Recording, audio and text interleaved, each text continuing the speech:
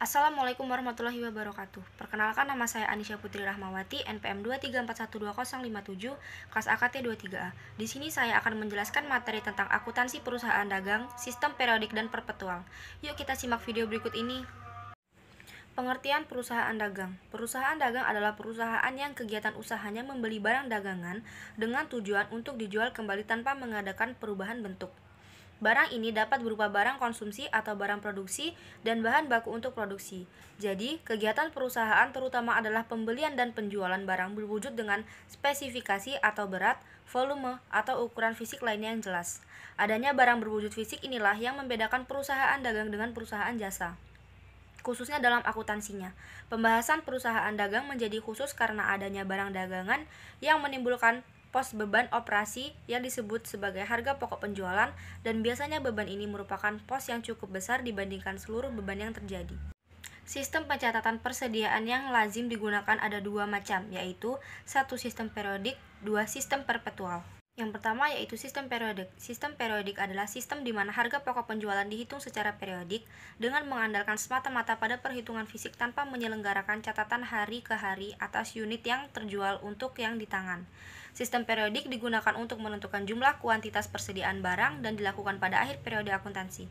Ciri-ciri pada sistem periodik. Pertama, pemasukan atau pengeluaran persediaan barang tidak dicatat atau tidak diperhitungkan dalam suatu catatan tertentu. 2. Pembelian barang dicatat dengan mendebit rekening pembelian bukan persediaan barang. 3. Perhitungan persediaan akhir sekaligus digunakan untuk perhitungan harga pokok penjualan dengan menggunakan jurnal penyesuaian. Yang kedua yaitu sistem perpetual. Sistem persediaan perpetual adalah suatu sistem yang menyelenggarakan pencatatan terus-menerus dan menelusuri persediaan dan harga pokok penjualan atas dasar harian. Perkiraan persediaan didukung dalam kartu-kartu pembantu persediaan atau kartu persediaan. Kartu persediaan digunakan untuk mencatat transaksi setiap jenis persediaan, memuat nama barang, tempat penyimpanan barang, kode barang, dan kolom-kolom yang dipakai untuk mencatat transaksi dan tanggal pembelian atau pemasukan, penjualan atau pengeluaran, dan sisa atau saldo persediaan. Ciri-ciri sistem perpetual. 1. Setiap terjadi pembelian barang dicatat dengan mendebit rekening persediaan barang. 2. Setiap terjadi pengeluaran barang atau penjualan dicatat mengkredit persediaan sejumlah harga pokok penjualan. 3. Setiap saat dapat diketahui jumlah kuantitas sisa atau saldo persediaan.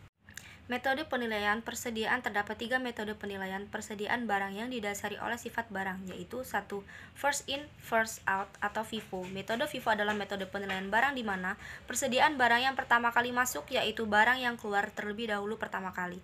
Metode FIFO biasanya digunakan terhadap barang yang memiliki fluktuasi tinggi, seperti contoh bahan-bahan pokok. 2. Last in first out atau LIFO.